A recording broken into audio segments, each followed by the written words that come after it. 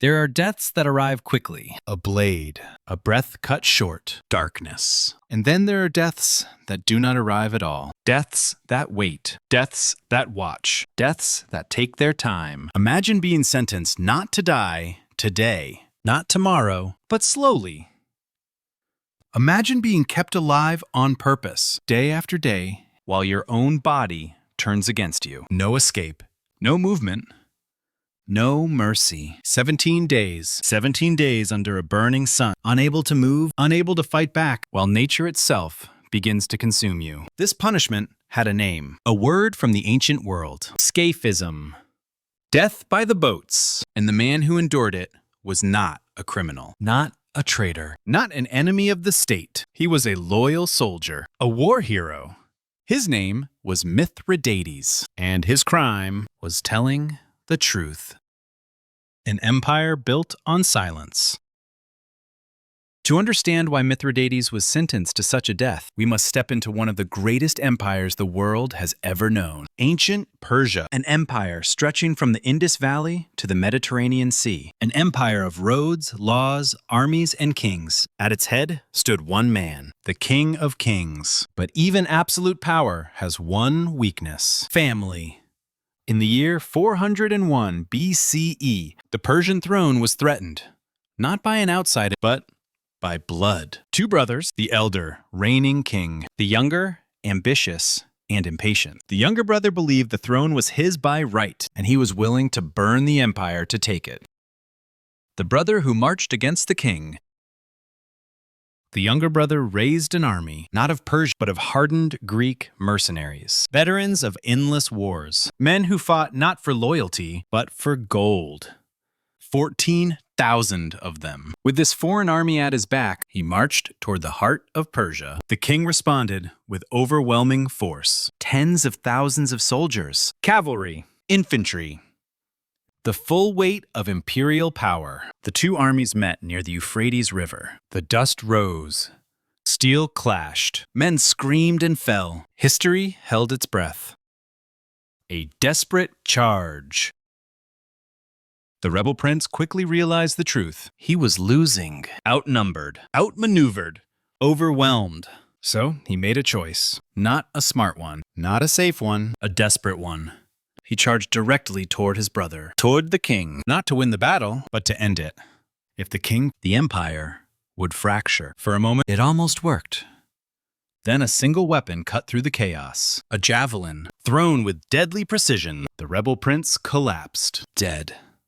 The rebellion died with him. The mercenaries scattered. The empire stood. And somewhere on that battlefield, one man realized what he had done. The soldier who changed history. That man was Mithridates, a soldier, no royal blood, no grand ambition, just a man who acted in the moment. His throw killed a prince and saved an empire. At first, he was celebrated. Gold, promotion, honor. But power is fragile, and glory is dangerous. The king had one condition, one rule: never say it was you. Officially, the king himself would take credit for the death. The story would belong to the throne. Mithridates agreed, at least at first. One night, one mistake. Victory was celebrated with feasts. Wine flowed, music echoed, the court gathered. And as alcohol loosened tongue, Mithridates spoke. He boasted. He laughed. He told the truth. He said it was his hand, his weapon, his throw. In that moment, he didn't just claim glory. He exposed the king. He turned the ruler of the empire into a liar. In front of his own court, silence fell. The king did not shout. He did not rage. He smiled. And he decided how Mithridates would die. A punishment designed to last. Mithridates would not be executed quickly. He would not be spared pain. His death would be an example, a warning, a punishment so slow, so horrifying that no one would ever forget it. The sentence was Scaphism, death by the boats. Entering the boats. At first, it didn't look terrifying. Two wooden boats, simple, unremarkable. Mithridates was laid inside the first. Then a second boat was placed over him, like a lid. His body trapped, immobilized. Only his head, hands, and feet remained exposed. He could not turn, could not sit up, could not escape. And then came the feeding. Milk, honey, again and again. Not enough to kill him, just enough to keep him alive. Sweetness as torture. Milk and honey are rich, too rich, forced to consume them. Mithridates grew sick. His stomach bloated. His body rebelled. The mixture caused diarrhea, nausea, pain, but the real horror had only begun. The same mixture was poured over his exposed skin, his face, his hands, his feet. Under the relentless Persian sun, the sweetness baked onto him, sticky, burning, and irresistible to insects. When nature arrives. First came the flies, then wasps, bees, mosquitoes. They landed. They bit. They stung day after day. But outside the boats was only half the nightmare. Inside, something far worse was happening. A living septic tomb. Mithridates could not move. So when his body expelled waste, it stayed there.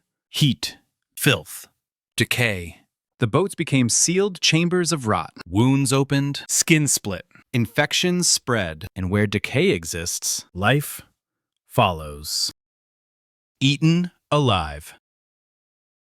Flies laid eggs. The eggs hatched. Maggots appeared. They entered through wounds, through the mouth, through the nose, through every opening. They fed. Slowly, painfully, all while Mithridates remained alive. Fever consumed him. His body swelled. His organs began to fail, day after day. 17 days.